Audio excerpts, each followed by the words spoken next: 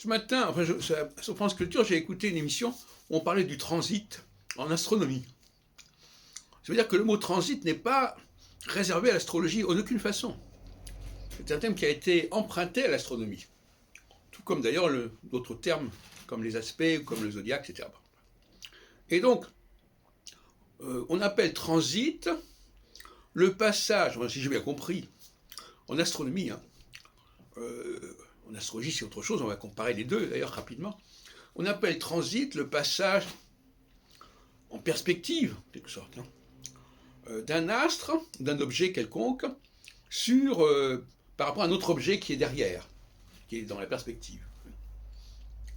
Voilà, qu'est-ce qui va... Voilà. Donc, voilà, bon, donc c'est une simple vision, c'est une simple effet de perspective, évidemment. Ça ne veut absolument pas dire qu'il y a une conjonction quelconque, simplement qu'il y a deux objets qui passent l'un par rapport à l'autre. Bon. Alors, en astrologie, c'est pas ça, le transit.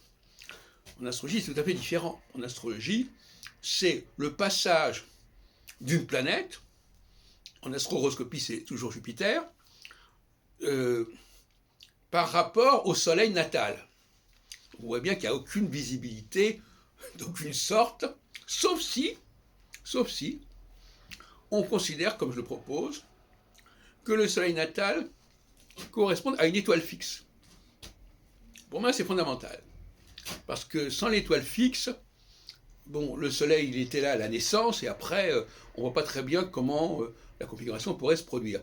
Donc moi, j'ai proposé, comme hypothèse, d'ailleurs, dans mon thème astral personnel, d'ailleurs c'est le cas, puisque j'ai une conjonction Soleil-Jupiter Antares, une des 4 étoiles fixes royales, j'ai proposé de supposer qu'il y avait toujours visible, d'où le mot horoscopie d'ailleurs, on peut voir cette étoile, et en fin de compte, normalement, nous devrions chacun, d'ailleurs on voit ça dans les nakshatras en astrologie hindoue, nous devrions être sensibles aux astérismes qui se produisaient à notre naissance et qu'on peut toujours voir dans le ciel.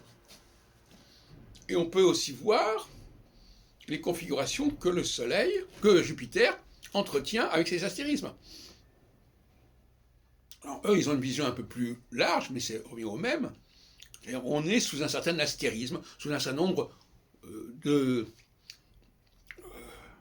d'étoiles. Ils divisent comme ça en groupes, en clusters, en bouquets d'étoiles.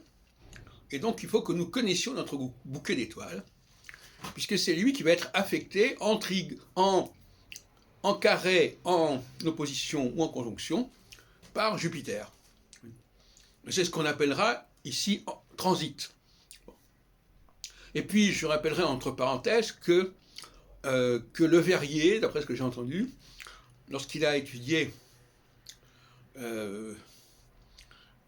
Uranus, il y avait des choses qui l'ont troublé et qui l'ont fait penser qu'il devait y avoir une planète qui était là quelque part, qui devait interférer quelque part. Et c'est comme ça qu'il a pu fixer en 1846 la position de Neptune, ce qu'on appellera par la suite Neptune.